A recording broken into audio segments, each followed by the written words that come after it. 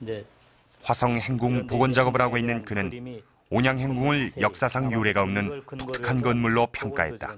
하고 있습니다.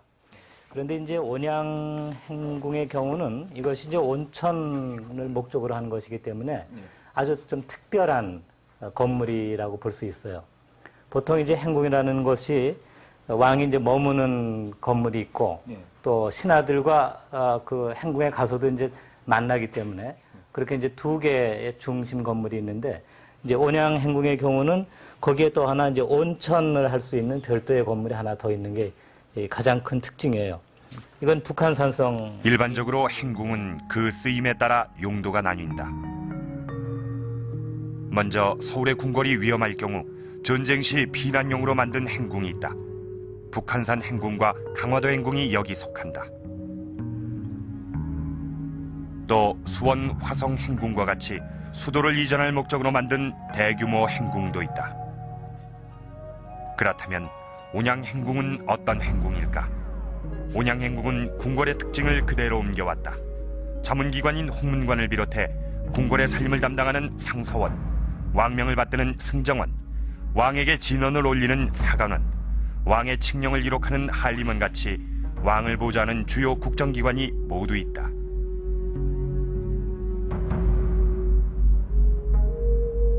뿐만 아니라 왕의 권위를 상징하고 경호하기 위한 군사기관도 있다. 궁궐문을 지키는 수문장청, 병조 대신들이 회의를 하는 병조빈청, 국방과 무기 관련 관청까지 서울의 궁궐이 옮겨온 듯하다.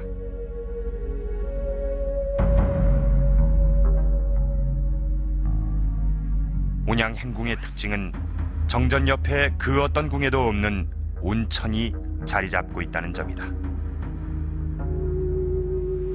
온천, 즉 목욕을 위한 건물이 궁 한가운데 있다는 것은 이 건물이 그만큼 중요하다는 것을 의미한다.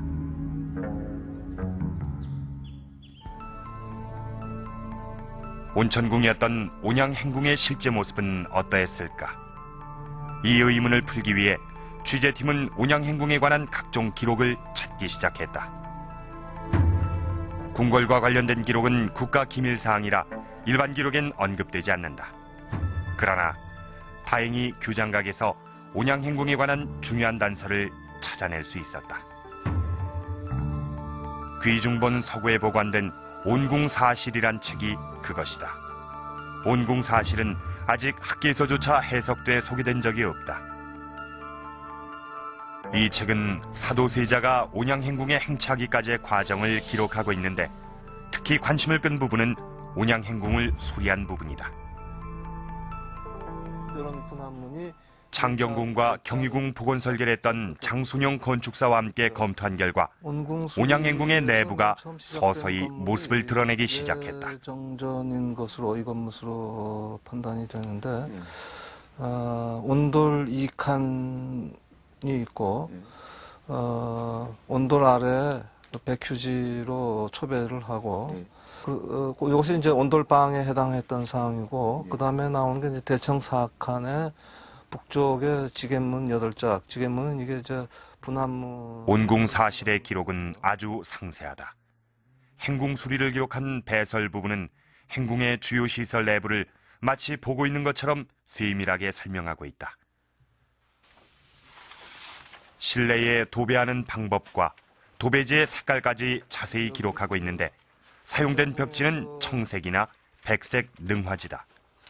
그런데 여기 선급된 벽지 모양이 운현궁에서 확인된 벽지의 문양과 동일한 것이었다. 운현궁에서 있었습니다. 일반 사대부집에서는 그 창호지 이런 식으로 해서 벽을 하얀 색으로 도배하는 것으로 끝나는데 궁궐에서는 역시 그 치장성을 살리기 위해서 그 벽지를 사용했던 것이 이제 이 기록에 의해서 확실히 입증이 되고 있습니다. 요거는 이제 마름모. 조선시대 궁궐 전용 도배지는 마름모 문양의 능화지였던 것이다. 온궁사실의 건물 보수 기록을 바탕으로 당시 건물을 복원해 보기로 했다. 건물 수리를 위해 언급해 놓은 기록으로 정전을 비롯한 주요 건물의 복원이 가능했다. 내정전과 외정전. 이 건물은 서울의 궁궐에 비해 크지 않지만 모양은 궁궐 건축의 기본을 크게 벗어나지 않고 있다. 그 건물의 내용을 보면 그러나 문제는 온양행궁의 전체적인 배치다.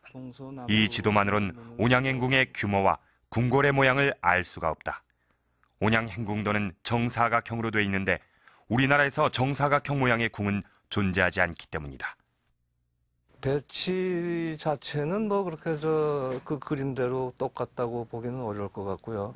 그건 우리나라 어떤 궁도 그렇게 방형으로 규격화된 궁은 존재하지 않는다는 것으로 봐서도 그렇고, 또 지역 환경이라는 것이 우리가 궁궐을 만들 때 특히 환경을 변화시키지 않고 만든다는 것은 옛날부터 조선시대에도 뭐 철저하게 지켜져 왔기 때문에 그 지금처럼 뭐 새롭게 완전히 그 도시를 집안을 평탄하게 만들고 하는 그런 작업은 하지 않았다는 것으로 생각이 되면 결국은 이건 저 그림상으로 좀 이상화해서 표현하지 않았느냐 그렇게 보게 됩니다.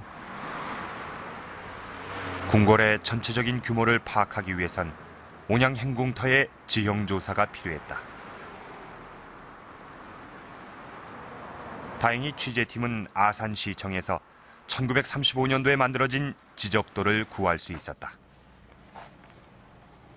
이 지적도가 우리 아산시 온천동 지적도인데 이 부분이 현재 온양 관광호텔이 위치한 지적도가 되겠습니다. 지금 집원은 몇 년도까지 지금 남아 있습니까? 집원의 설정은 1912년도 그 일본 정치시대 일제시대 때 됐는데 지금은 구획정리로 인해서 집원이 바뀌었죠. 지금 관광호텔 내에 있는 신정 도시계획상 하천이나 주요 통행로는 시간이 지나도 크게 변하지 않는 것이 특징이다. 지적도에서도 이런 특징이 확인됐다. 이 지적도를 통해 온양행궁터의 규모를 유추해 볼 수 있다. 이게 지금 일제시대에 만들어진 지적도, 집원도인데요. 그것하고 요 근래 것하고를 비교를 해봐서 이제 여기가 중심 부분이 온양 행궁지인 것 같고, 여기가 이제 하천, 개천이 이렇게 해서 또 돌아 들어갔습니다. 그러니까 행궁이 이 개천 밖으로는 넘어갈 수 없는 상황인 것 같고요.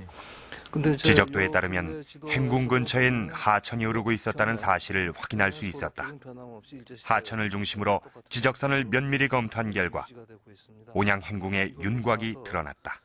행궁의 북쪽으로 갈 수 있는 한계는 이 선인 것 같고요. 행궁은 하천 안쪽에 있었으며 남서쪽과 서북쪽의 모서리가 안으로 들어간 형태로 추정됐다. 이렇게 자리 잡은 온양행궁의 전체 규모는 약 6,000평에 이른다.